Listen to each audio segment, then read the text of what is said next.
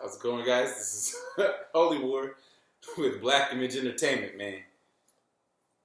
Got that movie review. Oh, so we're doing back to movies after all that. Oh, they don't know because the succession of videos won't be there. But anyway, I went to go see this movie called Spider-Man: Enter the Spider-Verse. Into the Spider-Verse. It's a animated take of Spider-Man, of the Eric Morales version of Spider-Man. God bless you. Thank you. So, it was amazing. It's doing okay. I know they probably wanted more out of it. It's only doing okay? Yeah, it just passed 300 million. What? How much they spent on it? I don't even know. But it just passed 300 million, which, I mean, it was a bold step for Sony to make it animated. Sony. Yes, it's a Sony. Hey, let me tell y'all something. That Spider-Man Into the Spider-Verse movie, that's probably one of the best movies I've seen in about 12, 15 years. They had the emotion down. Shit, I damn near cried in that shit. They had the comedy down. It's funny as hell. They had the pacing right. Yes. They had the action scenes right. A lot of people tried to get me unhype about this movie because it was done in CG or cell shade. That shit looked great. For some reason, it was weird. The way that the way they did the way that they did trailers and things for it, it didn't quite look right. It downplayed. It downplayed it. But as soon as the first scene of this movie goes on, the music, the way that it opened, you're like, damn! Shit! You're like, damn! Because the original Spider-Man, Peter Parker, is fighting what? Doc Ock, I think? Yeah. And Kingpin. And you're like, oh, shit! I saw it in Dolby Vision 3D. Nice. And so, like, the sound, the way that they did the action in the panels, so soundtrack was good. The music was off the chain, and so like you said, the comic book panel, and they did a shout out to the old Stan Lee, old Marvel panels with the pow, schmack, wow, stuff like so. It was just so well done. You know what?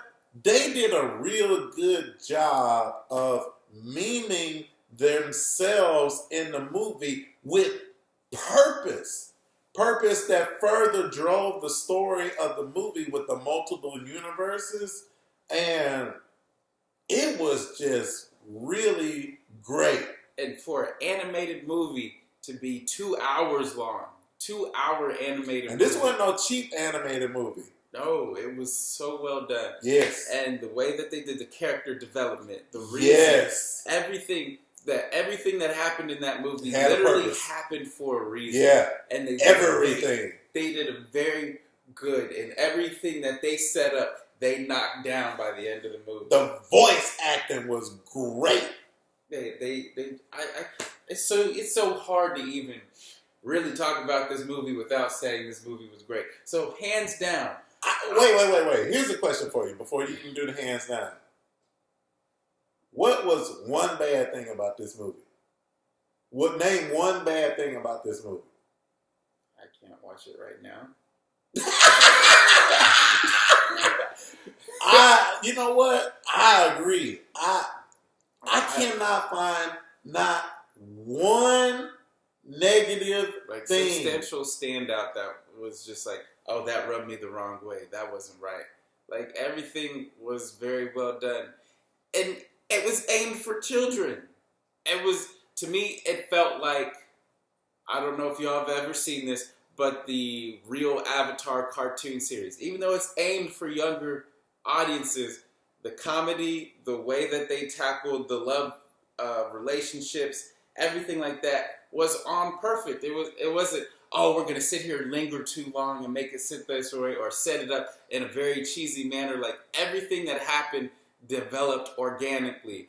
And so even though the runtime of that movie was so long, you don't notice it at all. I was like, after I finished the movie, I was like, damn, that was a good hour and 10, 20-minute movie. That was good. And then I look up, and I was like, holy shit, this is 2 hours. And I watched it with my 2 little nephews.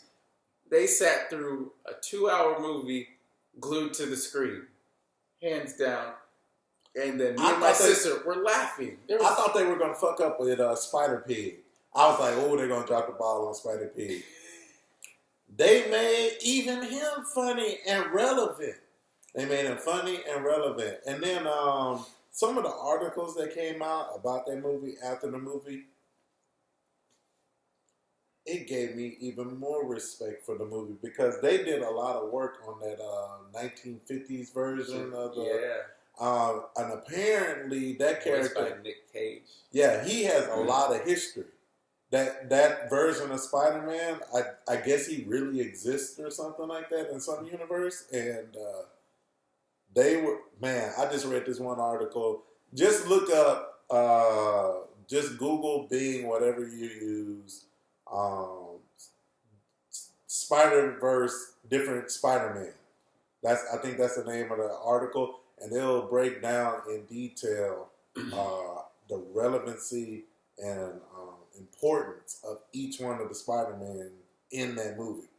And so I'm going to go ahead and, if you want to stop this video now, I'm going to drop some spoilers. So, wait, give them a little more time to turn it off. Nah, it's instantaneous. They can turn this stuff off right there. Click, boom, done. So anyway, the emotionality that was put into this, yes, I'm going with emotionality. I'm making shit up for this because it's that good. It's so good, it's worth made up. So the funny thing is with this movie, Stan Lee even had its cameo. Yep. Which is pretty awesome. It kind of gave me a tear to the eye as well. But the way they used the uncle. R.I.P. Stan Lee. Go ahead. The way they used his uncle was awesome. The way that they introduced him in the very beginning. The way they introduced him, his uncle was such a huge person that he looked up to for Miles. It was just great that his uncle was literally his father figure, with his father still being there. And to me, that made so much. That did so much.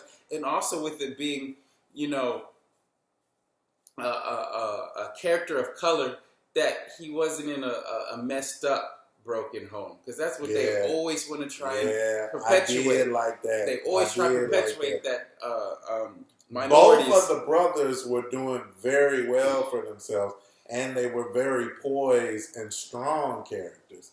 And what I really liked, to cut you off, sorry about that. Yeah, it's fine. Is like you said, the uncle and the positive influence that he had on Miles' life to carry Miles when Miles wasn't getting along with his dad. Mm-hmm. I thought that them bringing that to the screen and actually showing that black men can be strong and can still be positive was really, you know, groundbreaking, not only for an animated movie, but for a superhero movie in general. Yes. They did a really good job with that. Like even all the social points and everything that they tackled in this movie, even if it was kind of under the rug or even put out in the open, was tackled with so much just like finesse. Yes, it was just wonderful. There's just nothing I can't not say about this movie, about just how well it's done, and the pacing of the way that it flowed from good. Point to point to point to point to point was just amazing. And then, you know, they even made it worthwhile. They already set up for you to watch it multiple times, because the first time when they reintroduced Spider-Man, Mm-hmm. Hi, I'm Peter Parker. Da, da, da, da. And then it was just a little bit different. I'm like, what the fuck? But then when you get into the second and the third, oh, I see what they're doing here. I was like, okay, you know what? I'll have to watch this again, And, shout out to not only the writers of that movie, but the directors and the artists of that movie. Shout out to just everybody that had anything to do with that movie. Like I'm happy to see Sony do something right with their Spider-Man rights. And now they're fucking up. For the first time. They're already fucking it up. How? So, they Home Run is going to come out before Avengers, and apparently... The Homecoming? Or, yeah, whatever they call it. Yeah, I think it's Home Run. No, Return Home or something. It's something home.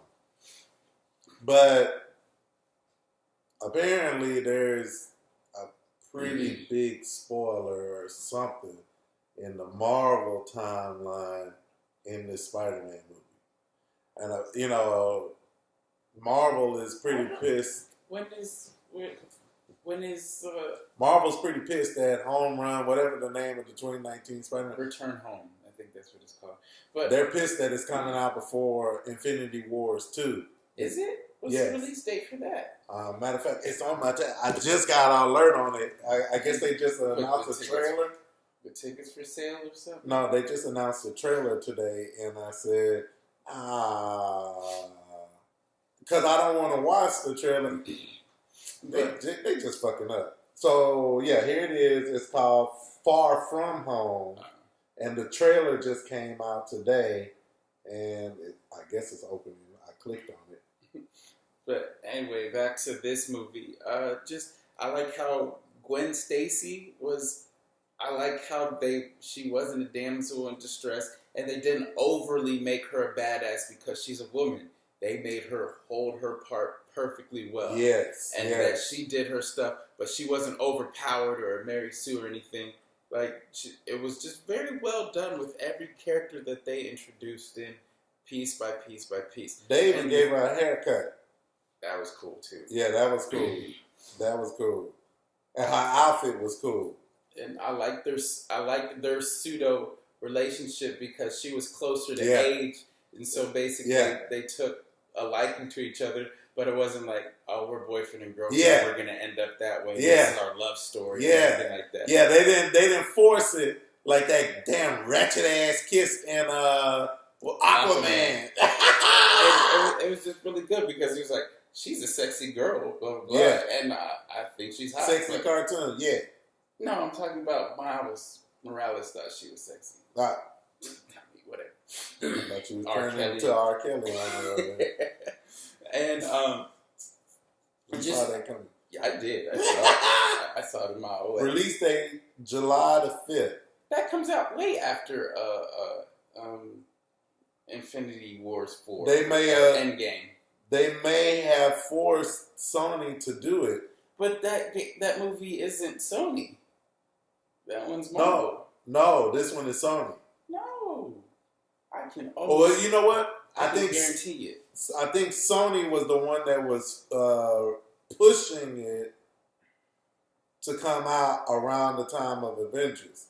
All I know is Marvel and Sony have been bickering over this Far From Home movie, and yeah. You're gonna have to look up that article because Avengers Endgame is April. And What's Her Face is March. Captain Marvel. But anyway, back to Spider-Man. So back to the spoilers.